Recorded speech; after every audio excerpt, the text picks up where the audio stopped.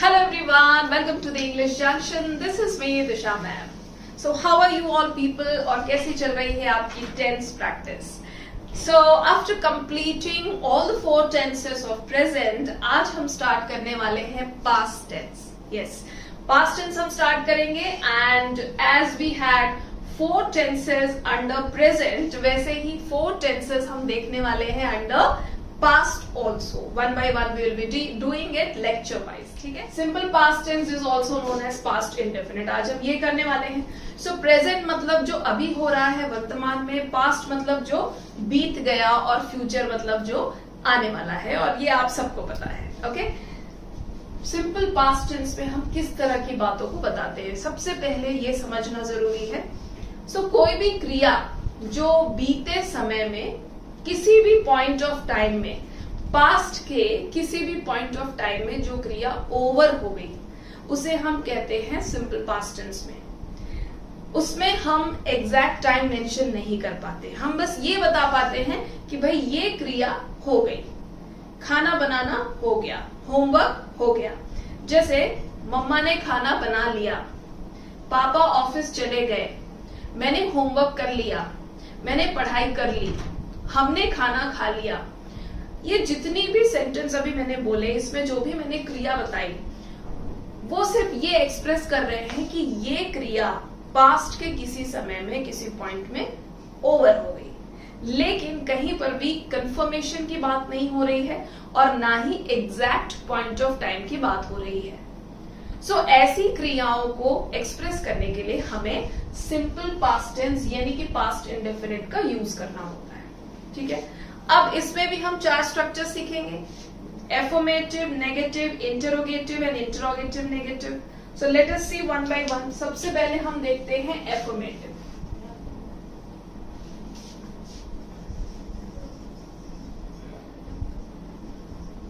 Affirmative. अब affirmative में structure हमारा क्या होगा?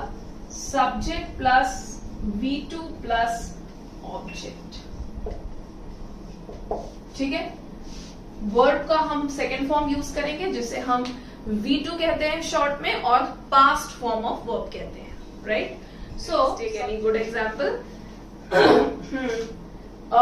राम ने खाना खा लिया. Okay, let us take. Ram को हम कैसे छोड़ सकते हैं ना? सो राम, ईट का सेकेंड फॉर्म क्या होता है? ईट का सेकेंड फॉर्म होता है एट, पास्ट फॉर्म. तो हम लेंगे V2 8. Ram ate food. How simple it is. Ram ने खाना खा लिया, राम एट फूड. इसमें कोई भी ऑक्सिलियरी यानी कि कोई भी हेल्पिंग वर्ब यानी कि सहायक क्रिया यूज नहीं होती है, याद रखेंगे. अब हम देखते हैं राम एट फूड. राम ने खाना खा लिया. इसका नेगेटिव स्ट्रक्चर क्या होगा? अब जब हमें इसका नेगेटिव और इंटेरोगेटिव बनाना होता है तो हमें किसकी जरूरत पड़ती है? डिड की, क्योंकि बिना डिड के हम नेगेशन और इंट्रोगेशन नहीं कर पाएंगे. सो हमें अगर ये कहना है कि राम ने खाना नहीं खाया तो हम क्या कहेंगे? So it will be subject plus did plus not plus V1 plus object.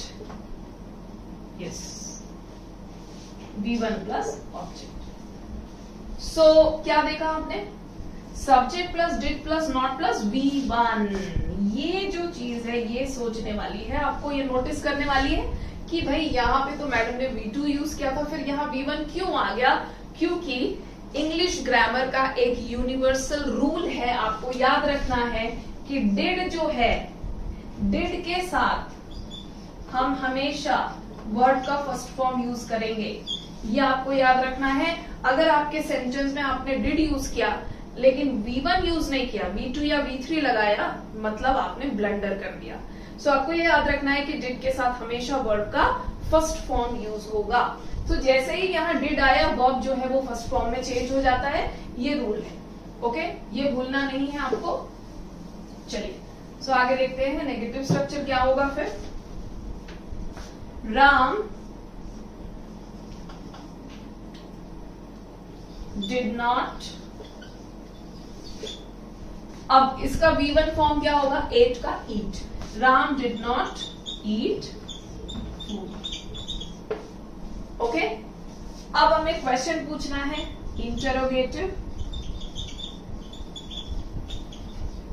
Interrogative में हम क्या करेंगे, इंटरोगेटिव स्ट्रक्चर बनाएंगे तो फिर हमें डिड सामने लाना होगा. So it will be, the structure will be did plus subject plus V1 plus object. V1 इसलिए क्योंकि हमने डिड यूज किया है. Okay, plus question mark. So did plus subject plus V1 plus object. So उसका sentence होगा did Ram eat food. Did Ram eat food मतलब क्या हुआ सेंटेंस का, क्या राम ने खाना खाया.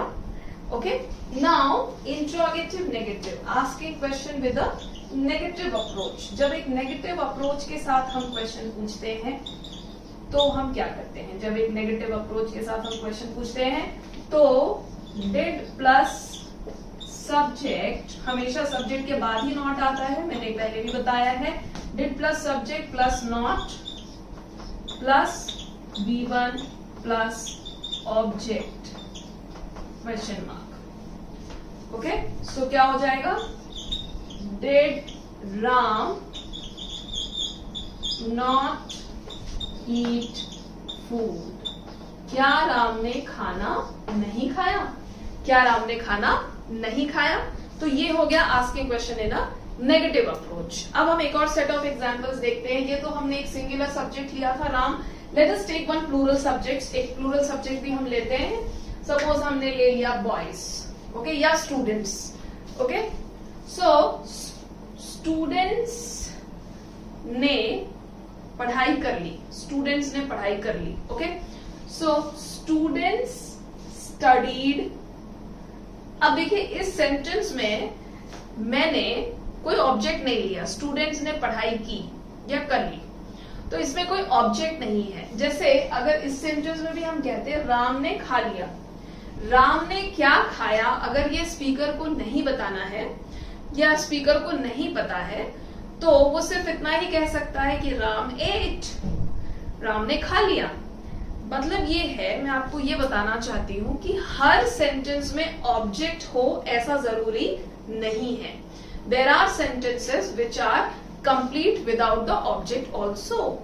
डिपेंड्स अपॉन द स्पीकर कि स्पीकर क्या कहना चाह रहा है. हर सेंटेंस में ऑब्जेक्ट हो ये जरूरी नहीं है. अब जैसे स्टूडेंट्स ने होमवर्क कर लिया, सो स्टूडेंट्स कंप्लीटेड होमवर्क. ठीक है, स्टूडेंट्स कंप्लीटेड होमवर्क, स्टूडेंट्स ने होमवर्क कंप्लीट कर लिया. तो इसमें मैंने ऑब्जेक्ट ले लिया. पर इसके पहले मैंने बोला था स्टूडेंट स्टडीड, स्टूडेंट ने पढ़ाई की. क्या पढ़ा ये मैंने नहीं बताया था, तब भी वो कंप्लीट सेंस दे रहा था. ओके, अब इस सेंटेंस में देखिए स्टूडेंट्स कंप्लीटेड देयर वर्क या देयर होमवर्क, स्टूडेंट्स ने अपना होमवर्क कंप्लीट कर लिया. तो इस सेंटेंस में हमारा ऑब्जेक्ट भी है. ठीक है, होमवर्क हमारा ऑब्जेक्ट है. So let us take students completed their homework. Negative क्या होगा, students did not complete their homework. Did आ गया तो मैंने कंप्लीटेड का कंप्लीट कर दिया, फर्स्ट फॉर्म में आ गया. Students did not complete their homework. अब क्वेश्चन पूछना है, did the students complete their homework, did the students complete their homework. अब मैंने यहाँ पे द क्यों लगाया, ये मैंने पहले भी आपको प्रीवियस अपने सेशंस में बताया है कि ऐसे केस में द हम इसलिए लगाते हैं क्योंकि स्पीकर को ये पता होता है कि वो स्पेसिफिकली किस ग्रुप ऑफ स्टूडेंट्स की बात कर रहा है, किन स्टूडेंट्स की बात कर रहा है. तो वो स्टूडेंट्स जो है वो स्पेसिफिक हो जाते हैं, इसलिए उनके सामने डेफिनेट आर्टिकल द लग जाता है. Okay, so did the students complete their homework. Interrogative negative, did the students not complete their homework. Alright, देखा आपने कि कैसे हम सिंगुलर सब्जेक्ट्स के साथ डिड यूज करते हैं सिंपल पास्ट टेंस में for negative and interrogative, and कैसे हम प्लूरल्स के साथ यूज करते हैं. जब हम प्रेजेंट की बात करते हैं सिंपल प्रेजेंट टेंस में, तो आप मेरे लेक्चर देख सकते हैं सिंपल प्रेजेंट टेंस का, जिसमें हमको नेगेटिव और इंट्रोगेटिव में डू और डज यूज करना होता है. तो वहां पे दो ऑप्शंस होते हैं, सब्जेक्ट के अकॉर्डिंग डू और डज हमें सिलेक्ट करना होता है. लेकिन वो प्रॉब्लम पास्ट में नहीं होती है, क्योंकि सिंपल पास्ट में सिर्फ एक ही ऑप्शन है, डिड। डिड के अलावा कोई दूसरा ऑप्शन नहीं होता है, इसीलिए कोई कंफ्यूजन नहीं है। आपका सब्जेक्ट सिंगुलर हो, प्लूरल हो, फर्स्ट पर्सन हो, सेकंड पर्सन हो या थर्ड पर्सन हो, सबके साथ नेगेटिव्स और इंट्रोगेटिव्स में आपको डिड ही यूज करना है।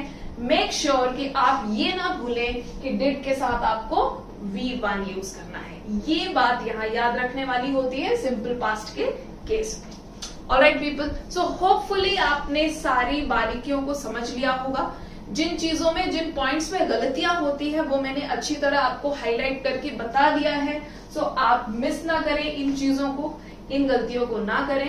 And please please please make one set of examples and put it on the comment section. Okay, so with this I'll take a leave. Do a lot of practice. See you soon with the next lecture, जब हम past को proceed करेंगे। simple past के बाद हम next past का tense सीखेंगे। Okay, do like, share and subscribe to my channel. Also like my Instagram and Facebook page. Take care people. Happy learning. Bye bye.